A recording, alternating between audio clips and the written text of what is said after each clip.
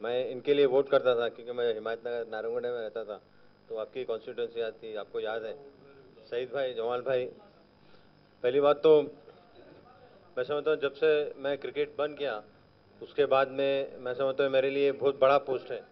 18 साल के बाद मुझे एक पोस्ट मिला और मैं राहुल राहुल जी का और सोनिया मैडम का बहुत बहुत शुक्रिया अदा करता हूँ कि उन्होंने मुझे इस लायक समझा कि इस पोस्ट मुझे मिला। और सलीम भाई, कुंटिया साहब लोग ने बहुत मेहनत की, इन लोगों का भी बहुत बहुत बड़ा हाथ है। और पीसीसी प्रेसिडेंट उत्तम कुमार रेड्डी साहब ने भी बहुत मेहनत की, उनका भी बड़ा बड़ा हाथ है। उनको सब पूरे जितने भी कांग्रेस के लोग हैं, मैं जितने भी लोग मुझे जानते हैं और जितने लोग मुझे आज एसएमएस और व्हाट्सएप कर रहे हैं, तो उनका मैं हर एक का जवाब देना, मुझे मैं कोशिश करूंगा हर एक का जवाब दूंगा, बट लेकिन मैं इस फोरम पे कह दूंगा कि उनका बहुत बहुत शुक्रिया अदा करूंगा और उनसे यही कहूंगा कि मेरे लिए दुआ करें और मेरे से जितना फ़ायदा उठा सके वो उठा सके, क्योंकि मैं यहाँ पे देने के लिए आया हूँ, कुछ लेने के लिए नहीं आया हूँ। मैं आपको पहले से कहूँगा कि मुझे पार्टी का काम, पार्टी हर हर बार पार्टी रहेगी, लोग आएंगे और चले जाएंगे, बट पार्टी हर बार कायम रहेगी मेरे सामने। जितने भी कांग्रेस के लोग हैं, जितने भी लोग हैं, मैं समझता हूँ कि सब मिलजुल के काम करें। अगर मिलजुल के काम करेंगे तो हमारी पार्टी को कोई पार्टी हरा नहीं सकती, ये मेरा मानना है। क्योंकि मैंने खुद बहुत क्लोजली देखा है और मैंने काफ़ी जगहों पे कैंपेनिंग भी की है। मेरे ख्याल में ऑल ओवर इंडिया जाते रहता हूँ, तो हमें मिलजुल के अगर काम करेंगे तो हम बिल्कुल जीत सकते हैं। लेकिन जो माइनॉरिटी के जो इश्यूज है, मेरे ख्याल में आपको तो ऑलरेडी नदीम भाई ने भी किया और सोहेल भाई ने भी बताया। बट लेकिन देखिए, एक जो कैप्टन होता है, जो एक जो मेन जो पार्टी का जो वो होता है, चीफ मिनिस्टर है, और केसीआर साहब ने जो उन्होंने जो कल बात की, तो मैं समझता हूँ बिल्कुल बेकार, और जैसा हैदराबाद टर्म में होता है थर्ड क्लास बात थी। बिल्कुल, अगर आप हैदराबादी टर्म में क्या बात कर रहे हैं भाई, थर्ड क्लास बातें कर रहे हैं, कैसी बातें कर रहे हैं। तो मैं समझता हूँ ऐसा कभी भी किसी के लिए बोलना चाहिए, और बाप और माँ का नाम लेना तो मैं समझता हूँ बहुत गलत बात है। क्यों? ठीक है, जब आप सवाल करते हैं, जब आप इस पोजीशन में हैं, तो आप उसको सवाल भी देना, सवाल करना पड़ता है हर बार। अगर आप अच्छा कर रहे हैं तो लोग अच्छा भी बात करते हैं, बट लेकिन आप खराब कर रहे हैं, जब आप वादे कर रहे हैं, वादा खिलाफी कर रहे हैं, कोई वादा आप पूरा नहीं कर रहे हैं। अभी फॉर एग्जाम्पल अभी शादी का भी जो है, शादी मुबारक फंड 1 लाख रुपए जो देते हैं 3 महीने के बाद मिलते हैं, और वो भी कांग्रेस के जो माइनॉरिटी फंड में उसमें से ही दे रहे हैं, नई कोई चीज़ अपने से कर रहे नहीं। ऐसे कई चीज़ें हैं, हमें इस मंच पे हमें बोलना बहुत, अगर गिना सकता हूँ मैं। लेकिन जो 12% का जो मुझे है, तो मतलब जब लोग पूछ रहे हैं तो मेरे ख्याल में उनको जवाब देना पड़ेगा, क्योंकि 12% वो कर ही नहीं सकते। जब आप कर नहीं सकते तो आप बोले क्यों? सही है, आप बोले क्यों? आप बोलेंगे तो उसके ऊपर करना पड़ेगा, आप उसके ऊपर मेहनत करना पड़ेगी। अगर कोई पब्लिक जवाब दे रही तो मेरे ख्याल में जवाब तो देना ही पड़ेगा। अगर मैं यहाँ पे करूँ ठहर के कहूंगा कि नहीं मैं 100 कर सकता हूँ, अभी मैं जाके कर ही नहीं सकूंगा, तो लोग पूछेंगे अरे अजहर भाई आपने तो 100 करता हूँ बोला, क्यों नहीं करे? तो उसका जवाब देना पड़ेगा मेरे को। बिल्कुल, क्योंकि क्यों नहीं करे, क्या रीजन था, वो तो मेरे को जवाब देना ही पड़ेगा। क्योंकि मैं पब्लिक का आदमी हूँ, मैं पब्लिक मुझे लाइक करती है। आप जो भी है पब्लिक की वजह से, आज पब्लिक ने, अगर आपको वोट नहीं मिलेंगे तो आप सीएम नहीं बन सकते। तो मैं उम्मीद करता हूँ, और मैं एक मैसेज यहाँ पे और एक देना चाह रहा हूँ कि पूरे तेलंगाना में, और कहूँगा कि पूरे जो माइनॉरिटीज़ है जो भी है, मेरे ख्याल में एक तरफा वोट कांग्रेस पार्टी को दिए, क्योंकि कांग्रेस एक ऐसी पार्टी है जो हर बार डेवलपमेंट करती है। बहुत से लोग कहते हैं कि अरे 70 साल में कांग्रेस ने क्या किया। ये जो डेवलपमेंट हुआ है कि कांग्रेस पार्टी ने डेवलपमेंट किया। आप दूसरे कौन से पार्टी से देखिए, बीजेपी मेरे ख्याल में हार्ड रही 10 साल भी से ज़्यादा भी नहीं किए हैं। अब हुकूमत देखिए, हुकूमत में आना और हुकूमत में चलाना बहुत अंतर होता है, क्योंकि उसको एक्सपीरियंस होता है। कांग्रेस ही ऐसी पार्टी है जो वो चला सकती है, क्योंकि अगर आप देखें तो बीजेपी पार्टी इससे पहले भी फेल हो चुकी थी, अभी भी फेल हो चुकी है। और जहाँ पे जो स्टेट में जो टीआरएस ने, हम लोग कांग्रेस पार्टी ने ही जो टीआरएस को बनाया और उनको जो स्टेटहुड दिया तेलंगाना को, मैं खुद आप भी थे शायद सर, मुझे मालूम, मैं, हाँ मैं भी, हाँ मैं खुद था कि वहाँ पे स्पीकर मैडम के बाजू ही था, क्योंकि बहुत से लोगों ने वहाँ पे मिर्ची भी फेंक दी थी, मेरे आंखों में चले गया था। तो मैं इतना फिक्रमंद नहीं था, क्योंकि मैं खेल रहा नहीं था, तो मुझे उतना फर्क नहीं पड़ता था। पर दूसरे लोग के नज़दीक थे, उनके ऊपर काफ़ी, उनके आंखों में पड़ा। तो जो पार्टी ने, कांग्रेस पार्टी ने जितना किया है कंट्री के लिए, कोई नहीं किया। जब इंडिपेंडेंस जब था, कौन सी पार्टी थी आप बताइए? एक ही तो पार्टी थी, कांग्रेस पार्टी थी।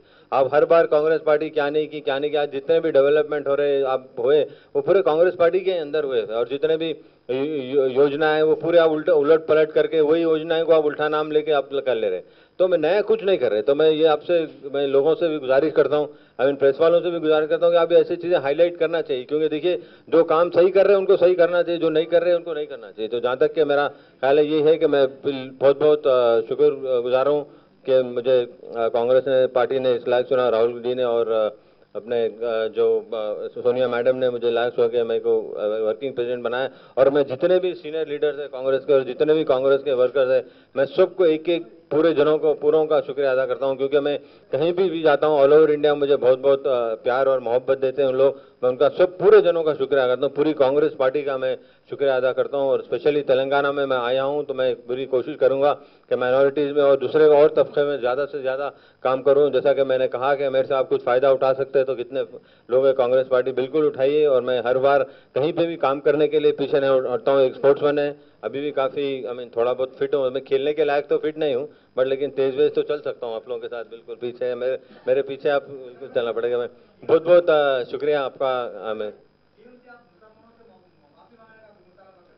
नहीं, माफी तो मांगना ही पड़ेगा उनको, कोई दूसरा कोई वो माफी मांगना पड़ेगा और वो वादा पूरा करना पड़ेगा 12% का। नहीं तो क्यों आपको वोट देंगे? आप देखिए वोट मिला है 12% के लिए। अब जब पहले जैसे आपने तेलंगाना बना, आपने सीधा कह दिया कि मैं 12% मुसलमानों को, मैं माइनॉरिटीज को दूंगा। जब दे ही नहीं सकते तो आप गलत बात है, गलत बात करने से फायदा नहीं है।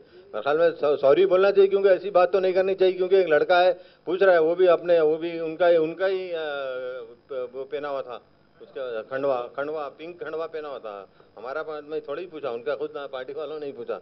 तो अपने पार्टी वालों को ही आप जवाब नहीं देने गाने गुस्से में आ रहे, तो मैं समझता हूँ बहुत गलत बात है।